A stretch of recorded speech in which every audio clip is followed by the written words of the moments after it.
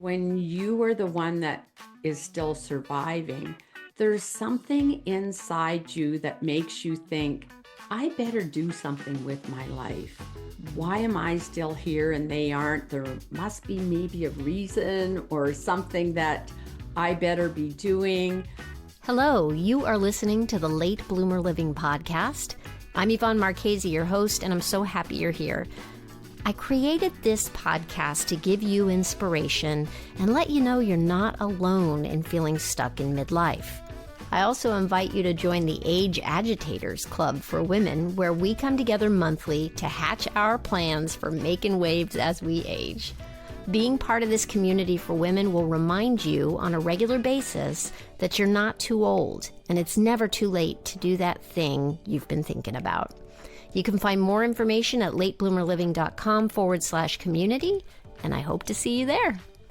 Hello, my friend. I am so excited to introduce you to our guest today. Her name is Debbie McCulloch. She is another podcast host who has a podcast called Older and Bolder. I love that name, by the way. What really inspires me about what she's doing with her podcast is this idea of celebrating the fact that we're still alive, that we get to grow old, that aging is not something to be feared, but something to be embraced. And she's coming at it from the experience of having lost people too soon, and it set her off on a mission. So we're going to be talking about that today. So there you go. Without further ado, here's Debbie McCulloch. Debbie, thank you so much for being with me today. Oh, thank you so much for having me, Yvonne. I'm really excited to share this conversation with you. I am excited to have you on. So, my goodness, you've been doing your podcast for how long now? You're in season 3, is that right? I am in season 3. It launched in Congratulations. 20. That's Thank huge. you. Thank Yeah. you. It launched in 2023. I started doing some prep for it in 2022, but the first episode was released in March of 2023. Wow. Congratulations. So, how many episodes are you in now?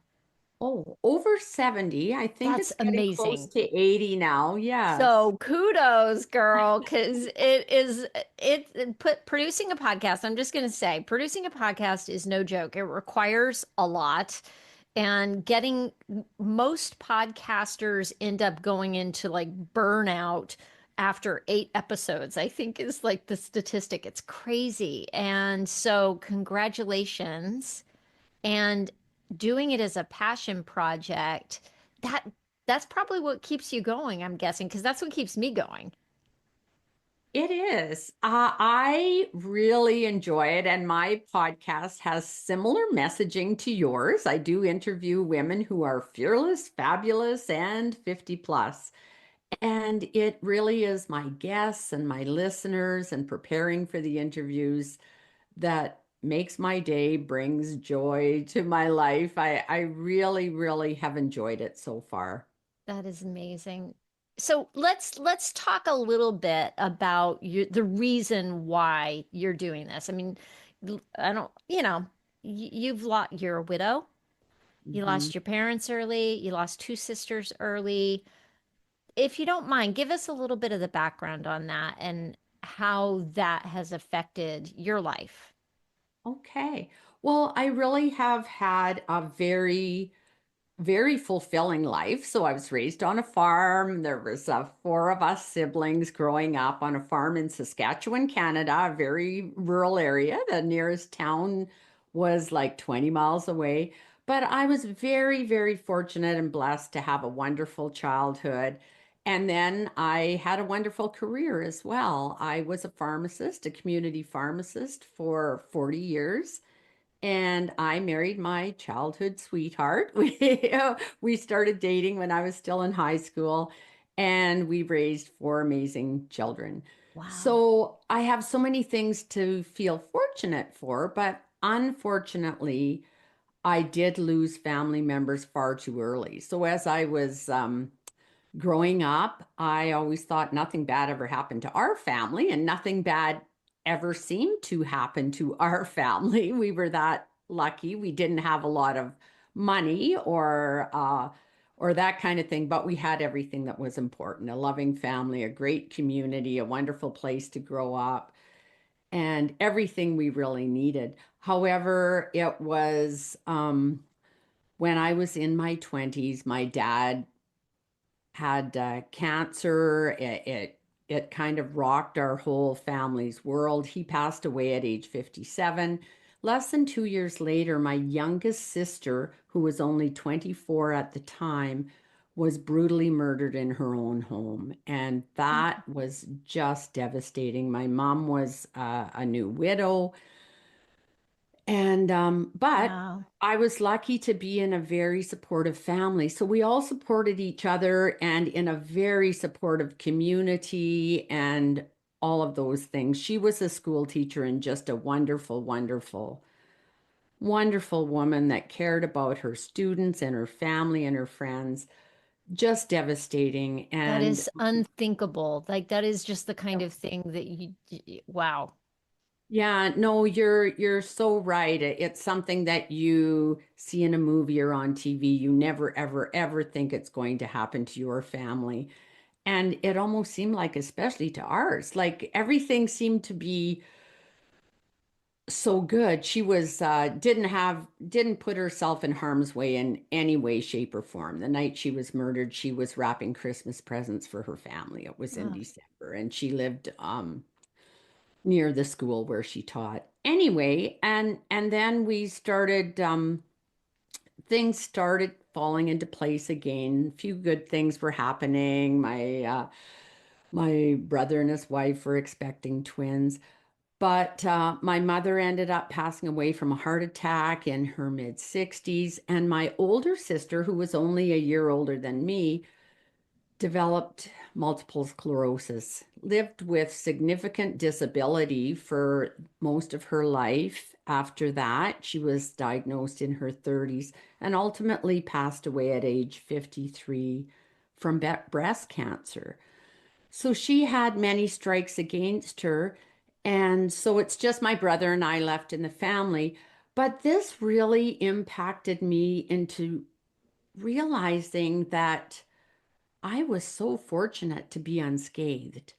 I had my health, I was alive, I had a very supportive family, I had a wonderful husband, wonderful children. And so I thought, and a wonderful career. I retired from my job as my profession as a pharmacist in 2018. And I thought I really want to do something to fill that gap and that void. And I thought about podcasting. So I started thinking about what it would be like. And I thought of Older and Bolder because of my family members.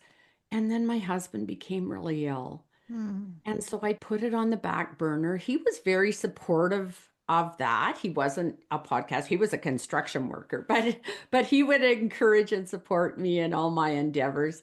And so of course I put it on the back burner. He was very ill for the better part of a year and became sicker Hmm. and sicker. And ultimately, he passed away in the summer of 2022. Hmm. So, I'm of so course, sorry. yeah, grief overtook me. I was in a dark place. And then I thought, I really want to keep pursuing this. It almost gave me more passion to pursue this endeavor of starting a podcast with really the mission of spreading the message that living past age 50 or as we go older is really a gift to be appreciated and embraced and to make the most of. And for us to really never forget that because there would be so many people that would love to have that opportunity. And if we can live healthy, that's even more of a bonus. So that's kind of how it got started. I pursued it again, and then my first episode was launched in March of 2023. Wow. Wow, wow, wow. I know that the first time we talked, you mentioned something that struck me. You said something about kind of having like a survivor's guilt thing. Hmm. Can you talk about that for a minute and what that Yeah, looked the like? more I think the more that you lose people, and especially during circumstances where you think they've done nothing to deserve this, they've been wonderful people, they embraced life. And when you are the one that is still surviving, there's something inside you that makes you think, I better do something with my life. Mm. Why am I still here and they aren't? There must be maybe a reason or something that I better be doing. Kind of an urge or a nudge, but in a good way, not where I'm feeling like I'm being punished that I better do something that I don't want to do, but that it's good to step out of that comfort zone and see what life has in store for me. You're speaking my language. Yeah. I have a question for you. So, one of my reasons for doing this podcast is that, wow, really all through my 40s were tough. And a lot of the reason for that is because I was telling myself that I was getting old. And to me, old meant, it's all downhill from here. And I was feeling like a failure. I was feeling like my chance to do anything of impact in the world was passing me by. Um, I'm wondering, with your experience of seeing early loss of family members, is that ever something that struck you? Or, oh, here's the other thing that let me interrupt myself. The other thing that I realized was that I have always been more afraid of getting old than I have of dying. That getting old to me meant losing my physical ability to do things, maybe losing my brain, like dementia, very scary. I was so fearful of what aging was going to look like and what that was going to mean for me being independent and living autonomously and living what I feel like is my best life. So I'm just wondering, did losing people so young, has that ever been like the way your mindset has been? Or have you, I don't know, do you have a different point of view because you lost people so young? Boy, that was hard for me to get out. Yeah, I know. Well, I would kind of have to say yes and no. So I have definitely felt kind of like a failure at some times, but a lot of it's, I think, stemmed from who am I now? It's like I did feel really good with my career. I had a wonderful profession. I was recognized with several accolades nationally and provincially in the pharmacy world during my career. So then I retired. So that was a loss too.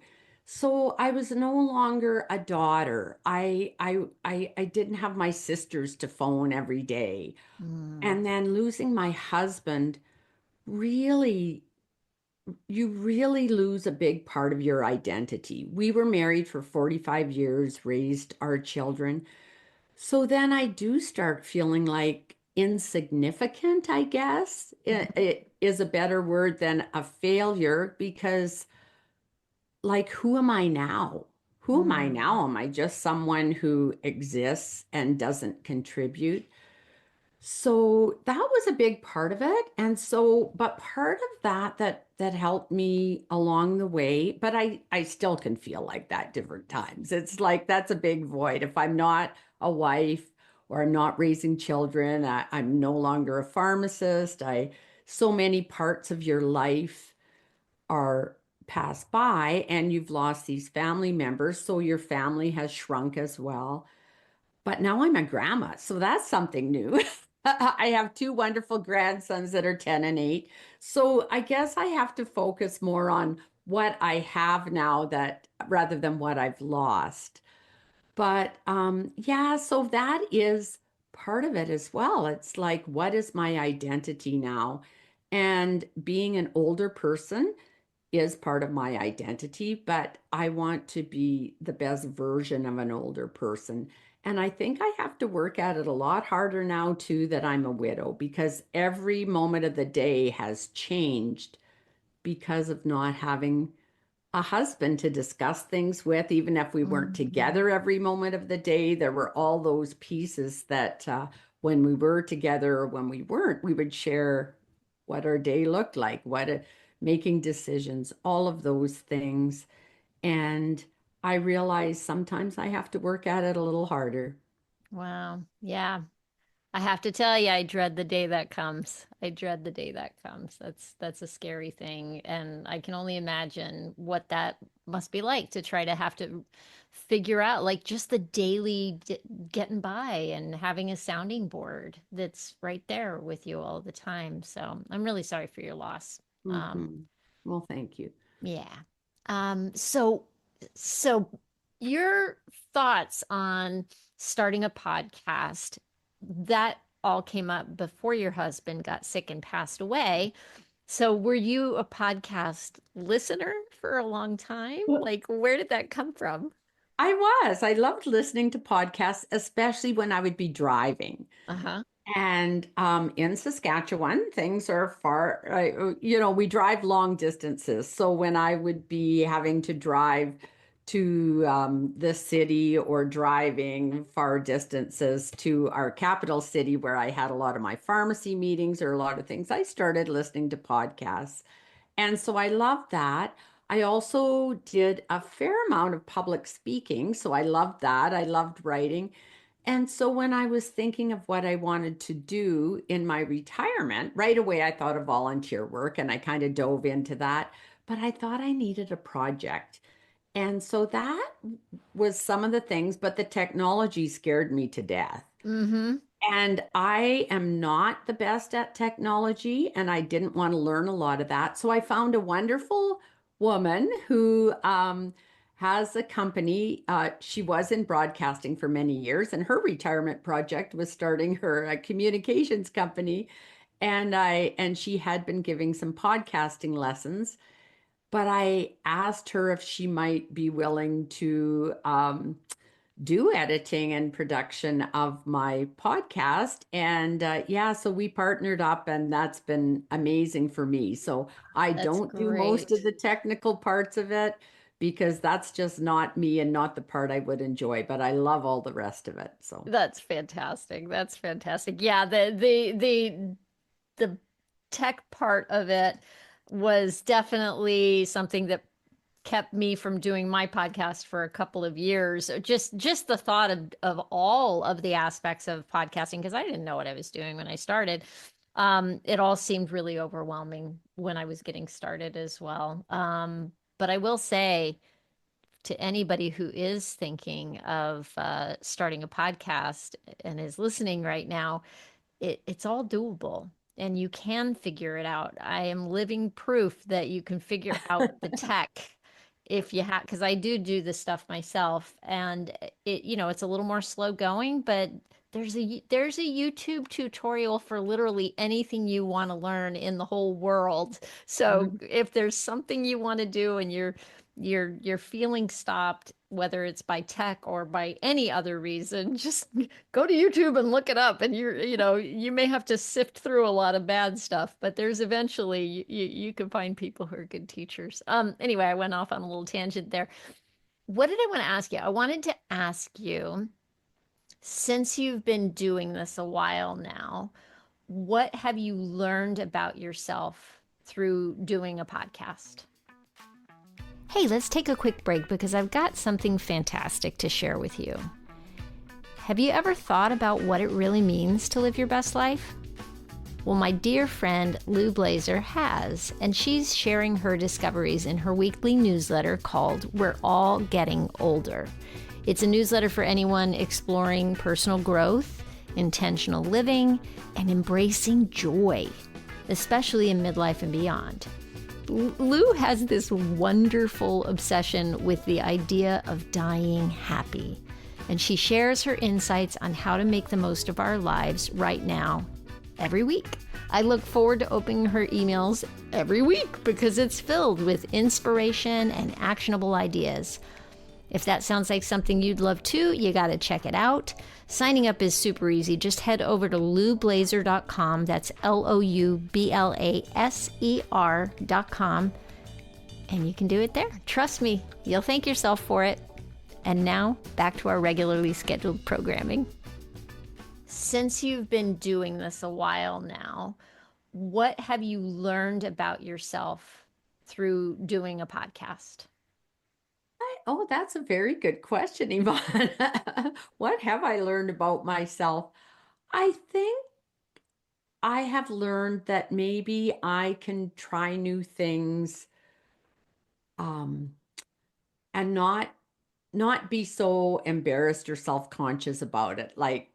So I think that is something I've learned about myself, that many things are doable that I don't think I could do.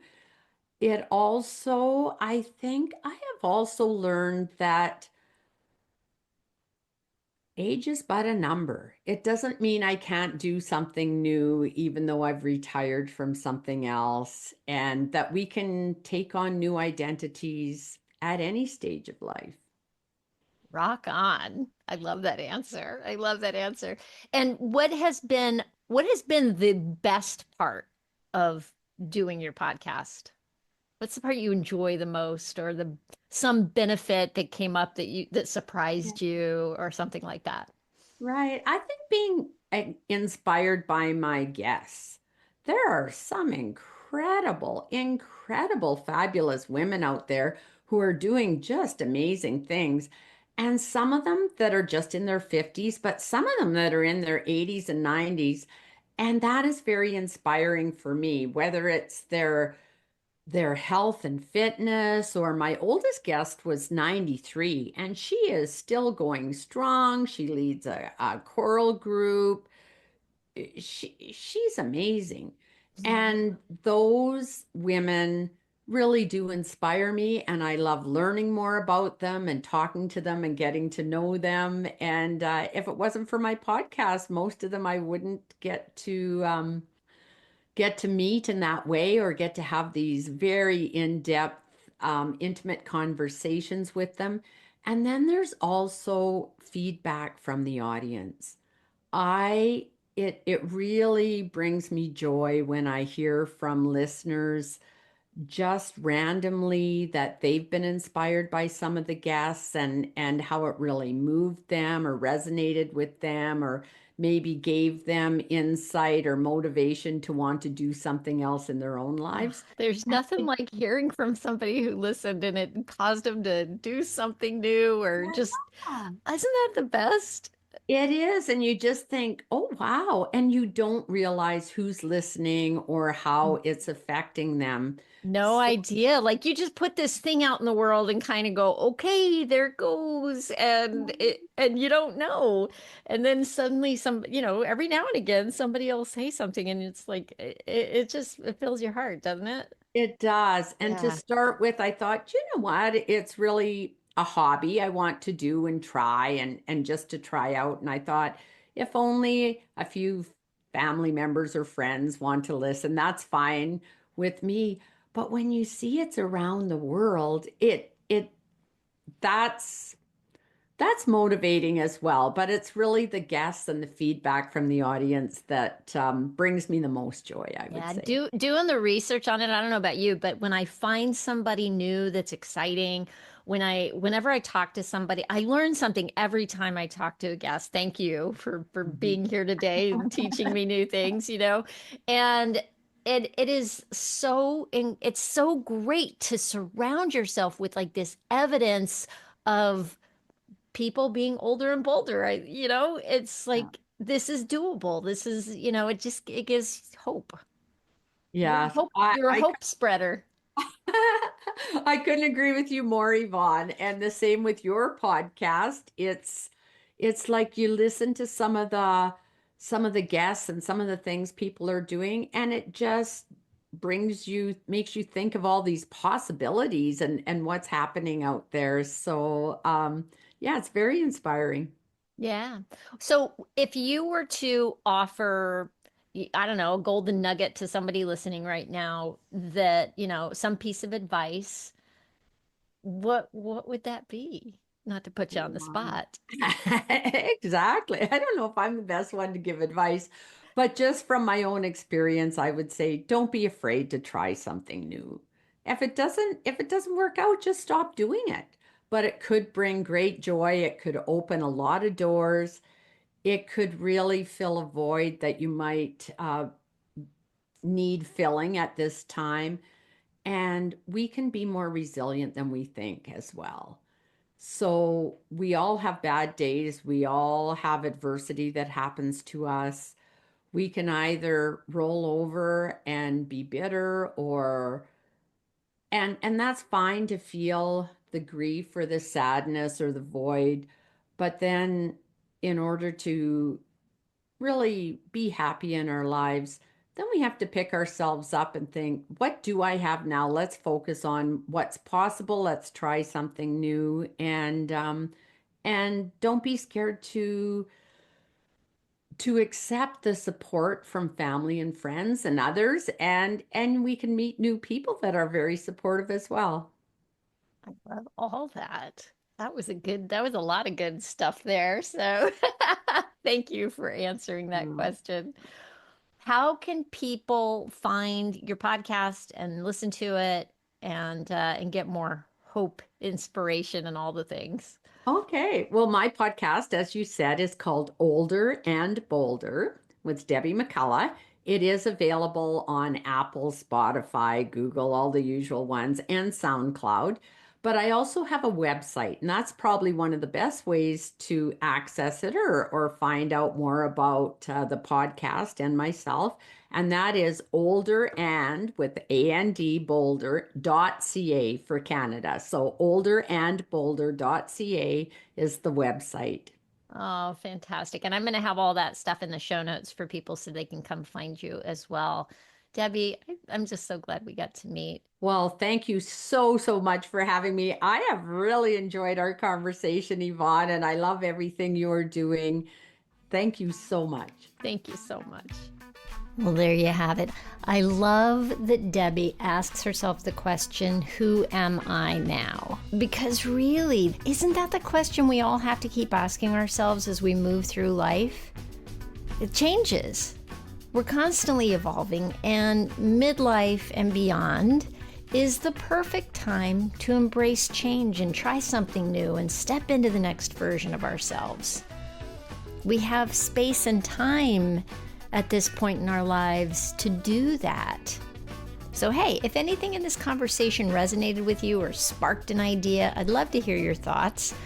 Reach out to me. I'm on Instagram as Late Bloomer Living, or you can send an email to me at latebloomerliving@gmail.com. I can't tell you how much I love connecting with you and hearing from you. If you enjoyed this episode, please share it with a friend who could use a little inspiration. And if you want more information about Debbie McCulloch, you can find a link to her website in the show notes. Just go to latebloomerliving.com/podcast and look for episode 226. Thank you so much for being here. And remember, it's never too late to bloom. I'll see you next week.